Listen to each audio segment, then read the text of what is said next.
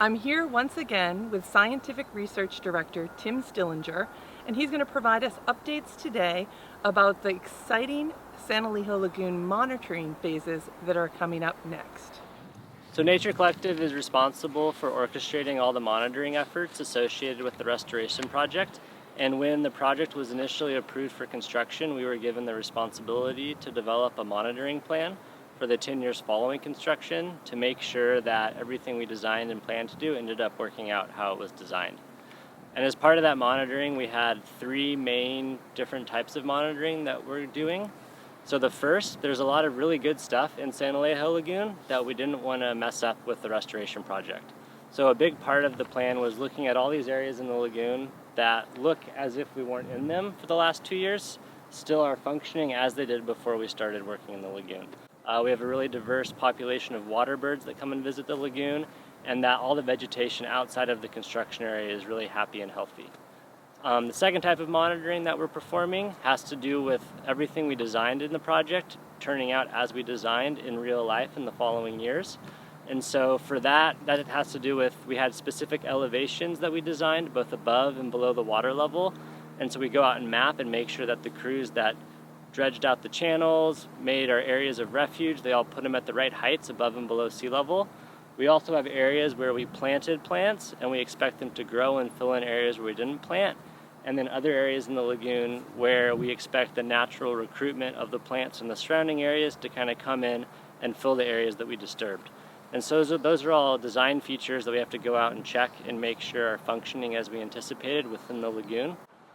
So the last set of monitoring requirements that we have for the project is to compare Santa Elijo Lagoon to 3 other high-quality reference wetlands in Southern California.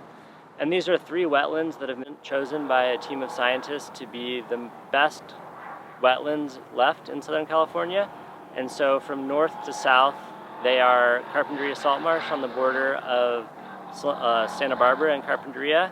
Then we have Mugu Lagoon, which is right below the Santa Monica Mountains at the southern edge of Ventura.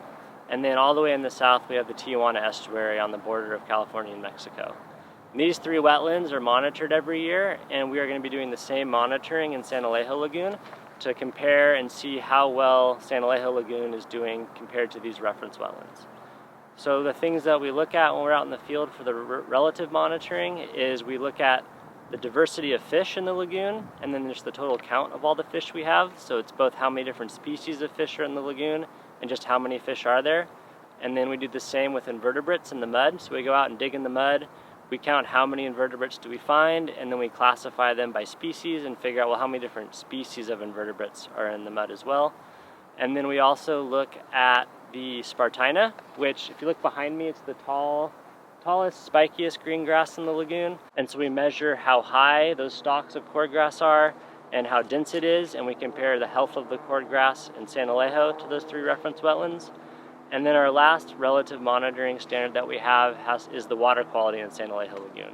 So we compare the quality of the water to the other reference wetlands, and the way we do that is we measure how much oxygen's in the water each day, because a lot of the fish and animals the fish that live in the lagoon need a certain level of oxygen in the water to survive. And so we make sure that that level never dips too low. So those are the 3 main types of monitoring we have short term. It's making sure we didn't mess up anything that was already great about Santa Elijo. It's making sure everything we designed is working as we planned, and then it's comparing Santa Elijo to 3 high-quality reference wetlands in Southern California. After 10 years, our hope and our goal is that we'll get approval that the project was a success from the agencies that permitted the project. And then we go into a second phase of monitoring, which is really exciting and very unique to our project, which is from years 10 through 50, once we're finished with construction. This project was designed to make Santa Elijo Lagoon resilient to climate change. And so in the next few years, we're developing a plan to do that next 40 years of monitoring to determine if the lagoon is functioning as we anticipated, being able to handle expected sea level rise and climate change over the next coming 50 years. And those are the monitoring requirements that we have for the restoration project. So this really is the most exciting part of the project for Nature Collective. We're responsible for all this monitoring. We're really excited to see the lagoon come back as a healthier and more vibrant ecosystem than it was before we started the project. And looking forward to watching over the years as the system develops and we see how well it does over the coming years. Thank you for sharing your time and expertise with us, Tim. Join us next week as we visit Harbaugh Seaside Trails for some updates there. From all of us at Nature Collective, thank you for tuning in to this video series with us, and thank you for your continued support. Be well and stay safe.